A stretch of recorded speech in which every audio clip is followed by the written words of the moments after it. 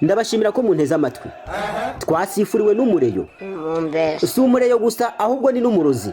Aravuze ngo uriya musifuzi n'umurozi. Reka tujye kuri Ferwafa dutukane, twigaragambye dusakuze wenda baduha amanota 3. Uriya musifuzi wadusifurira aragakubitwa n'inkuba, aragapfurufuru tunguranye, aragapfapfuka nk'ikinyabwoya.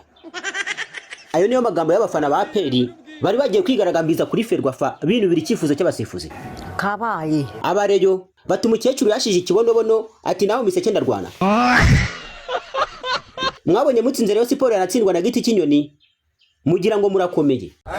Elimeleki yari bavanyemo umwuka ariko muri kuvuga ko mwibye. Abareyo bati mahese namwe mwakwibwa.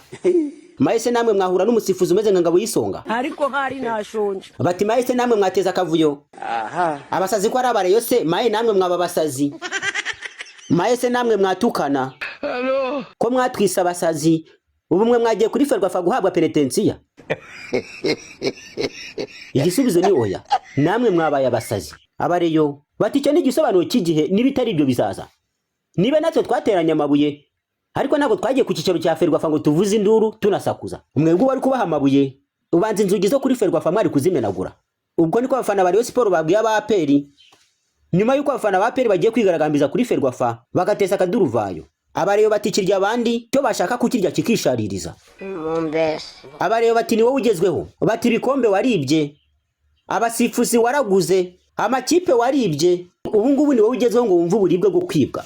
Aya makipe yo muri Sudani twizaniye muri championnat yacu agiye kuzatuma twiyahura, agiye kuzajya ateza sambaratika duhondana imitwe aritwe twagizaniye. Ni mu mukino wahuzaga ikipe ya APR FC n'ikipe ya Elimeleki yo muri Sudani. APR FC iyitsinda umukino yari gukijya ku mwanya wa mbere. Abafana APR batashe bijujutira icyemezo cy'umusifuzi wanze igitego cyabo ngo yari offside, nyamara bakurikije amashusho nta offside yari irimo. Offside ni oruje ni kurarira ni igihe umukinnyi ashobora kuba ari mu rubuga rw'abandi ari wenyine nta wundi muntu bahagararanye bakamuhereza umupira akajya kuwutsinda. Abafana ba APR batireka tujye kuri Ferwafa twigaragambye kuko ibiba dukoreye ntibibaho. Ariko kandi abarebye umupira bati mwigaragambya mutigaragambya n'ubundi mwarushijwe. Urebye byaranze umukino wa APR na Elimeleki ubona ku mpande zose APR yarushijwe. APR yavuye mu kibuga idateye mu izamu na rimwe. Usibye kiriya gitego cyanzwe nawe ubundi ngo ntigeze itera mu izamu. Elimeleki yagerageje uburyo bwinshi bujya mu izamu nubwo nta gitego cyabonetse, ariko ngo APR yakaba yishimira Imana ku inota rimwe yabonye. Abareba bati umupira w'amaguru ni umukino w'amarangamutima. Ibyo wakora byose hari igihe amarangamutima kuganza. Ntimukumva umuntu yiyahuye ngo mukeke ko yari yasaze cyangwa yanyweye ibiyobyabwenge. Namwe aka kanya ibyatubayeho bibayeho. Abareba bati abafana ba APR batesha akaduruvayo nabo bagomba gufungwa kubera ko bacu barafunzwe. Bati nimudafatamo bamwe na bamwe ngo mubafunge ubwo ngo buraba ubutabera. Abareba bateye amabuye mu Bugesera barafunzwe. Aba APR nabo bagiye kwigaragambiriza kuri Ferwafa ni imyitwarire mibi, hagomba kubonekamo bamwe na bamwe babitangije bagafungwa. Niko abareba bavuga. Ishyirahamwe ry'umupira w'amaguru mu Rwanda Ferwafa rifatanyije n'ubuyobozi bw'umupira w'amaguru mu Rwanda Rwanda Premier League ryamaganye ibyemezo by'abafana ba APR FC byo kujya kwigaragambiriza kuri Ferwafa. Bati igihe cyose utishimiye ibyavuye mu mukino si ngombwa kujya guteza akavuyo, kubera ko guteza akavuyo byo byonyine wabihanirwa. Ushobora gufungwa cyangwa se ugacibwa amande cyangwa se ikipe yawe nayo ikagira ibyago. Ubu APR FC bashobora kwihana kutazongera gukina ku kibuga kiriho abafana bitewe n'abafana bayo. Ikindi kandi mushobora kwigaragambya gutyo ugasanga ikipe rwagiye gufana bayikuyeho n'ibyo utari imwe yacyuye. Ubuyobozi bwa APR FC bwamaganiye kuri abafana bayo bagiye kwigaragambya no kugaragaza discipline nke, kandi bizwi ko ubundi discipline ya mbere igomba kuba mu ikipe y'ingabo z'igihugu. Umuyobozi wa APR FC ati twamaganiye kuri abo bafana. Abo bafana mu by'ukuri ntibakagombye kuba bacu. Twebwe abafana bacu turabizi ko bagiye ikinyabupfura, bubaha kandi baza amahame y'ikipe. Amahame y'ikipe y'ingabo z'igihugu ni ukugenda kuri discipline, ikinyabupfura gihoraho haba mu bakinyi, mu batoza ndetse no mu bafana. Umukinyi wese cyangwa umufana cyangwa se umuyobozi ugerageje kwitwara nabi akagaragaza ikinyabupfura gikeya muri APR ni hame ko yirukanwa. Arirukanwa kandi rimwe na rimwe akaba ashobora no kugenda adahawe imperekeza. Abazi neza umutoza Adiri yari umutoza mwiza cyane, yatozaga APR ikabona intsinzi, ariko kubera imyitwarire mibi yo gushwanashwana n'abakinyi, abafana n'itangazamakuru, Adiri baramwirukanye ndetse ajya no kubarega, bajya no kuburana nawe, ibyo asaba barabimuha ariko baramwirukana. Ikipe y'ingabo z'igihugu si ikipe yo kuza gukiniramo. APR FC iributsa abafana bayo indangagaciro z'ikipe. niba udashoboye kwihanganira ibiva mu mukino wagakwiye gutanga ikirego cyawe muri Ferwafa, kubera ko niyo shyirahamwe ry'umupira w'amaguru mu Rwanda riyobora imikino yo mu Rwanda yose. Ubuyobozi bwa APR buti nibyo koko hashobora kuba habayemo kwibwa nk'uko amashusho bigaragaza, ariko umwanzuro si kujya mu mihanda cyangwa kuri Ferwafa ngo mwigaragambye. Umwanzuro wa mbere ni ugusuzuma neza ibyavuye mu mukino tukajya kurega bakaduha ubutabera. Umutoza wa APR yasaze yasizoye ati bakomeje kunyiba, bahereye kera banyiba ariko ubu ndarambiwe. Ati umusifuzi yigeze kunyiba bamuhagarika imikino 5, nge nungukiye hehe? Ntaho, amanota yari yagiye. Ati none barabisubiriye banyiba igitego ku manwa y'ihangu, n'umuntu ufite ubumuga bwo kutabona yabona. Iriya si woruje amategeko y'umupira w'amaguru ndayazi. Usibye ngewe uyazi n'umufana witurukiye za Nyabitekeri yabona ko kiri ari igitego atari woruje. Ni gute umusifuzi ufite badge mpuzamahanga wemewe na FIFA, akemerwa na CAF, akemerwa na Ferwafa, aza gukora ibintu nk'ibi ngibi? Nta kabuza uriya ni umureyo. Abafana ba APR bati si umureyo gusa ahubwo ni n'umurozi. Bati umusifuzi usifura ibi bintu yanaruga. Iyo abari hafi yacu tuba twanamukubise nuko bashinzwe umutekano bamuproteje. Umukino ukirangira umusifuzi yarekejwe n'abashinzwe umutekano bamugeza mu rwambariro. Abafana ba APR bari bigaragambije bashaka kumutangira ngo bamukubite, ariko bashinzwe umutekano baritambika. Iyi football yo mu Rwanda yatangiye kuzamo ibibazo bikomeye cyane. Abafana ba APR bati yasifuraga amafaranga ari mu isogisi, atubishije umwanya wa mbere yo kabura byose nk'ingati imenye. Bati umusifuzi ntago tuzamwibagirwa, uyu nawe abaye ingabo y'isonga part 2. Ariko kandi bamwe mu bafana ba APR bati bareo mutubabarire, twumvaga muri abasazi kuba mwaragiye kwigaragambya mugatera amabuye, ariko ubu natwe bitubayeho. Mu mupira w'amaguru nta muntu n'umwe utababaza, buri muntu wese afite amarangamutima. Abaraye bakuri iki gikombe cya Afrika, ikipe ya Senegal yaje kwivana mu kibuga ubwo habonekaga penalty ya Maroc itavuzweho rumwe n'abakinyi. Umutoza yahise afatwa n'ikiniga abwira abakinyi bose ngo ntimujye mu kibuga. Iryo ni irushanwa mpuzamahanga rya mbere ku mugabane wa Afrika. Umutoza yabwiye abakinyi ngo musohoke mu kibuga, ntimujye mu kibuga bari kutwiba. Abantu bati abanyasenegal babaye nk'abareyo. Aba APR nabo uwari kubegereza umusifuzi bari kumukubita, cyangwa se abandi bafana nk'abafana ba Rayon Sport bakaba bari bahari bari kurwana inkundura. Nta muntu n'umwe utababazwa n'umupira w'amaguru igihe atishimiye ibyifuzo by'umusifuzi. Ariko kandi ubuyobozi bwa Ferwafa na Rwanda Premier League buragira inama abafana yo kujya gufana witeze ibintu bitatu mu kibuga: intsinzwi cyangwa se kunganya. Ikipe yose mwakina nayo uba ugomba kubyihanganira. Ntukavuga ngo twakinnye na Marine ntoya ngira dutsinda, kubera ko ibisubizo byose mu kibuga biba bishoboka. Umutoza wa APR yagaragaye mu burakari bwinshi cyane, avuga ko iyi shampiyona ayirambiwe, ngo hari abasifuzi baza batumwe. Ati ni gute umusifuzi aza yatumwe n'indi kipe akaza yibasiye ikipe runaka akayiba ku mugaragaro izuba riva? Abafana nabo na n'ubu ngubu ntibarabyiyumvisha, ngo wabere kuri amusifuza ahantu hari ngo bamumena umutwe, batamumena umutwe ngo wabereka aho atuye bajya kumugirira nabi. Abanyamakuru batahubwo mukwiye gushimira Imana kubera ibyabaye bisanzwe biba mu kibuga. Musanzwe namwe mwiba andi makipe bikaza kugaragara nyuma. Bati kandi mushimira Imana ku inota rimwe kuko ikipe yabarushije 100%. El Merreikh yarushije APR ku buryo bugaragara ugende kuri statistike z'umukino. Iya yatatse cyane kubera ko yagiye ibona amakoroneri amashot on target menshi kurusha APR. Abareba batireka twiruhutswemo gato, mwatuvugirizaga induru mukavuga ko twatsinzwe buri munsi, ariko byibuze butugiza agahenge. Abareba bati nyamara muri gutaka ariko nimuzi Al Hilal hariya. Bati mwagize amahirwe mukina na El Merreikh yoroshye, Al Hilal namwe izabarya 4.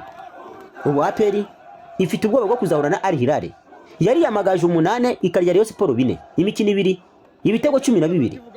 Nk'ibyo bidahagije irongera itsinda ibindi bitatu ikipe yitwa Muhanga, imikino 3, ibitego 15. Numvira Al Hilal. Bati twe bareyo twahuye nayo turayizi, mwe APR nimwe mwikandagira kubera kwizabanywa. Uyu ugira umugisha uri ahangaha ashobora kuzabonamo hat-trick, niko bareyo bavuga.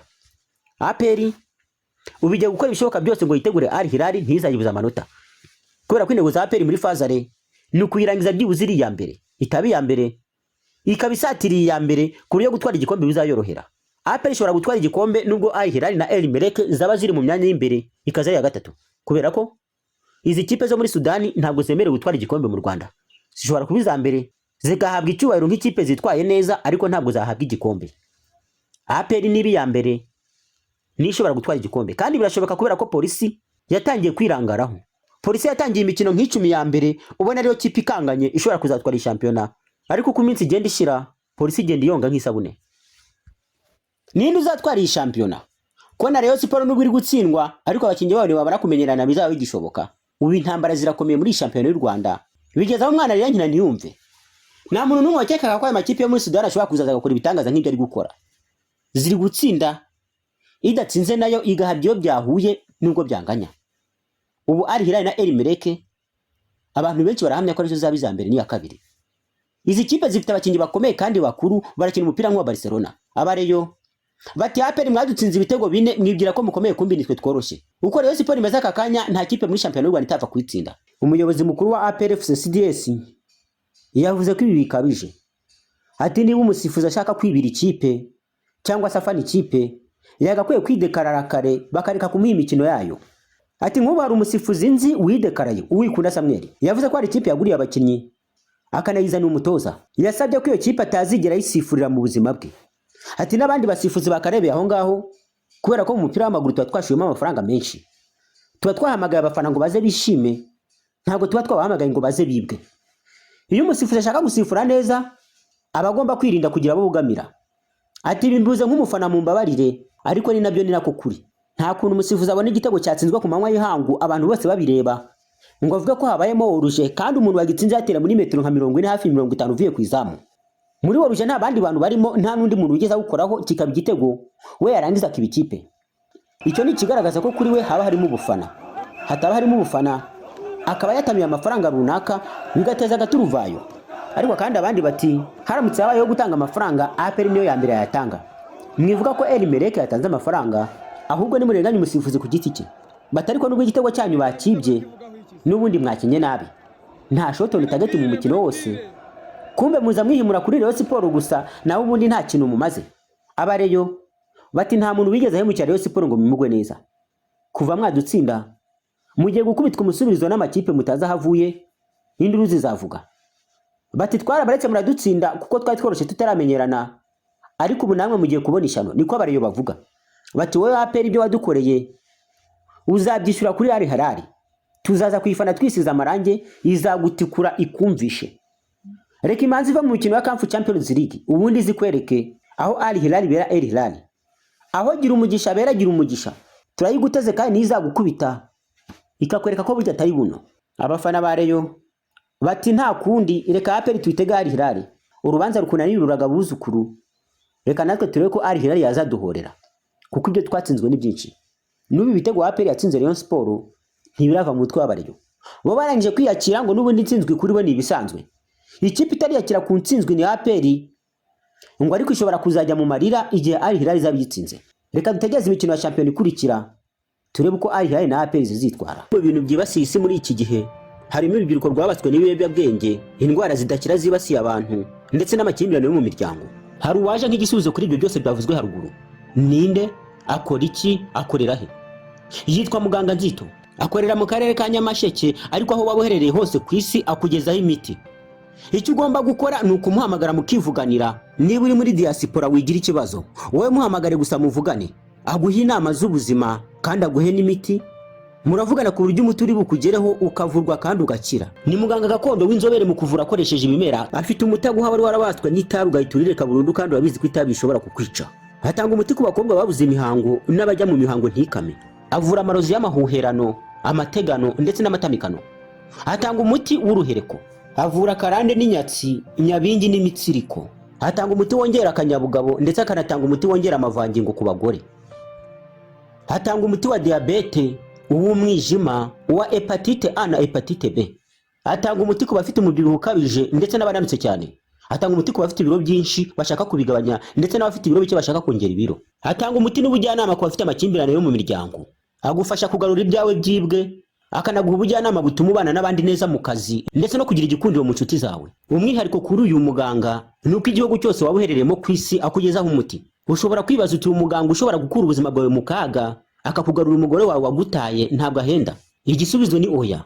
Ugereranyije umuti aguha n'amafaranga make y'umuha ntaho bihuriye. Kuva aka kanya ugiye kwicuza impamvu wowe n'inshuti zawe mutamenye uyu muganga mbere.